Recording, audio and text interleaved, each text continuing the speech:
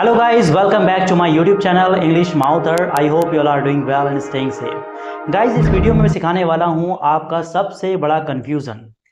Guys, क्या होता है कि कुछ सेंटेंसेस को लेकर के स्टूडेंट्स के दिमाग में बड़ा कंफ्यूजन रहता है कि ये सेंटेंस कैसे बनता है। जैसे मैं एक सेंटेंस यहाँ पर राइट करता हूँ, वह हंसता है।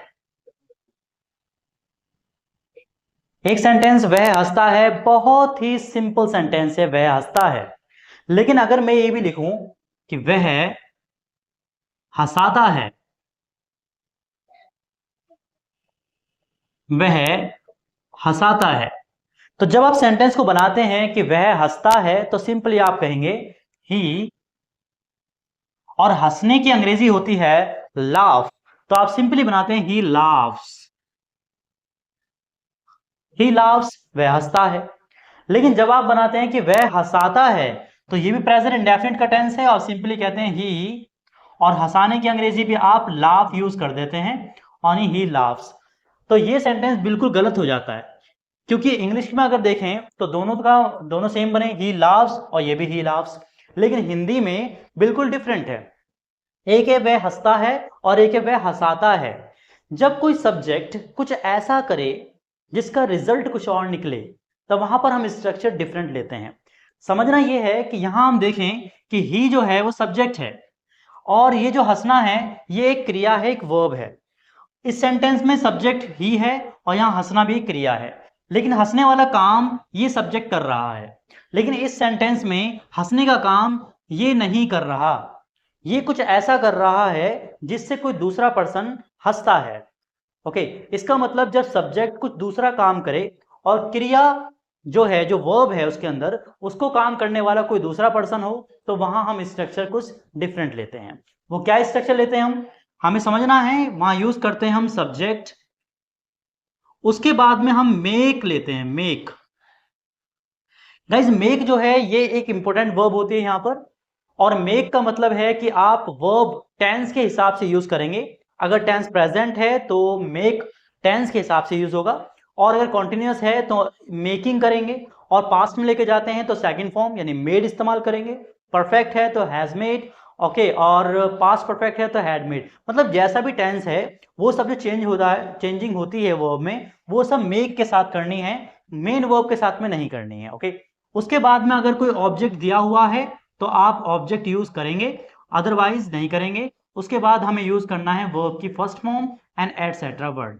ये स्ट्रक्चर लगता है इस सेंटेंस को बनाने के लिए। ओके, तो वह हंसता है, सॉरी, तो वह हंसाता है, वह हंसाता है, तो उसको सेंटेंस बनाएंगे, वह की अंग्रेजी होगी ही, और उसके बाद में मेक, ये प्रेजेंट इंडेफिनिट है तो ऐसे ही ऐसे हमें मेक में इस्तेमाल करना है, तो बन जाएगा ही मेक्स। उसके बाद में ऑब्जेक्ट कुछ है ही नहीं, जब कुछ है नहीं तो छोड़ देंगे, उसके बाद में यूज करेंगे laugh, he makes laugh. Okay, और एग्जांपल देखें, जैसे तुम मुझे रुला रहे हो, तुम मुझे रुला रहे हो। तो अब इसमें क्या देखेंगे कि सब्जेक्ट में तुम है, ओके, और काम है इसके अंदर रोना। तो लेकिन रोने का काम सब्जेक्ट नहीं कर रहा, रोने का काम जो कर रहा है वो ये कर रहा है, यानी मैं कर रहा हूं, यानी काम कोई और कर रहा है। तुम जो है वो कुछ और ऐसी एक्टिविटी कर रहे हो जिसका रिजल्ट मुझ पर आ रहा है। ओके, तो सेंटेंस को बनाएंगे गाइज कि तुम की अंग्रेजी होती है यू, और अगर इस टेंस को देखें तो रहा है, रही, आया है, इसका मतलब ये टेंस प्रेजेंट कॉन्टिन्यूअस है, तो इसमें हम helping verb is, am, are लेते हैं एज पर द सब्जेक्ट। तो सब्जेक्ट यहां पर यू है तो उसके हिसाब से हम यूज कर देंगे आर।